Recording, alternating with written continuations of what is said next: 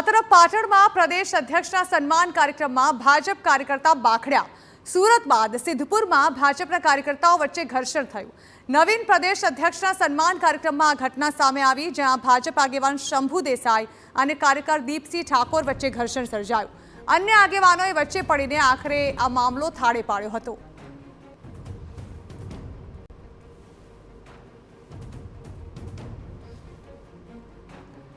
तो सूरत में हजू 2 दिवस अगाऊ जे घटना सामे आवी हती, जेमां पोलीस फरियाद पण दाखल करवामां आवी छे, ज्यां भाजप कार्यालय खाते ज भाजपना बंने नेताओ आमने सामने आवी गया। लाफावाड़ी शरू करी हती त्यारे आवी वधु एक घटना पाटणना सिद्धपुरथी सामे आवी होवानुं सामे आव्युं छे, जेमां पण भाजपना 2 कार्यकर्ताओ जे छे ते बाखड़े छे। बंने एकबीजानी सामसामे आवी जाय छे, बोलाचाली सर्जाय छे अने त्यारबाद तेमने छूटा पाडवामां आवे छे। વધુ માહિતી સંવાદદાતા સુનિલ પટેલ આપી રહ્યા છે। સુનિલ, જાણવા માંગે છું, હવે સુરતવાળી જ્યારે પાટણથી સામે આવી છે, ઘટના શું હતી? આખરે આ નેતાઓને છૂટા કઈ રીતે પાડવામાં આવ્યા?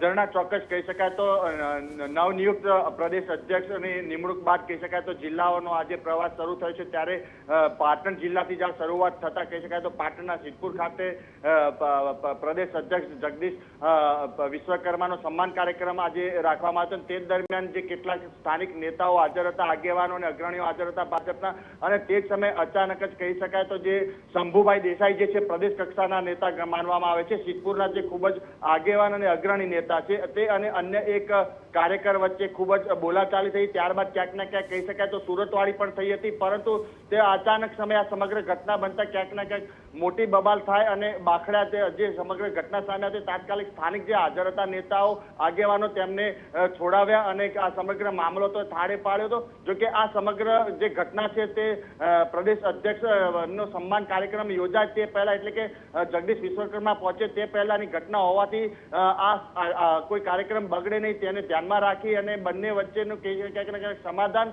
અને જે કહી શકાય તો આ મામલો થાળે પાડવાનો પ્રયાસ કરીને સમગ્ર મામલાને થાળે પાડવામાં આવ્યો હતો ઝરણા, પરંતુ સુરતવાળી થઈ હતી એ વાત હાલમાં ખૂબ જ ચર્ચા રહી છે ઝરણા। બિલકુલ, આભાર સુનિલ। તો સુરત બાદ વધુ એક ઘટના પાટણથી સામે આવે છે, જ્યાં સિદ્ધપુરમાં ભાજપ કાર્યકર્તાઓ આમને સામને આવી ગયા, બાખડ્યા હતા અને ત્યારબાદ બંનેને છૂટા પાડવામાં આવ્યા।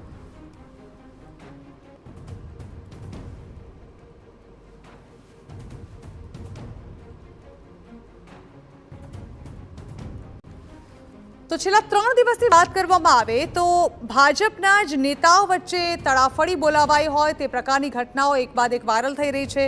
તેમાં આજની જો 2 ઘટનાઓની વાત કરવામાં આવે તો સુરત બાદ રાજકોટ અને આવું જ કંઈક બન્યું છે પાટણમાં, કે જ્યાં રાજકોટમાં મેયર અને ભાજપના ધારાસભ્ય વચ્ચે દિવાળી કાર્નિવલની પત્રિકાને લઈને વિવાદ થયો અને બોલાચાલી થઈ હોવાનું સામે આવ્યું છે।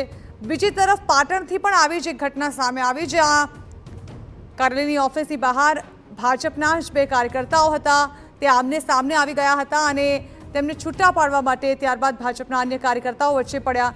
પોલીસની પણ ત્યાં હાજરી હતી, જો કે મામલો ત્યારબાદ થાળે પાડી લેવામાં આવ્યો।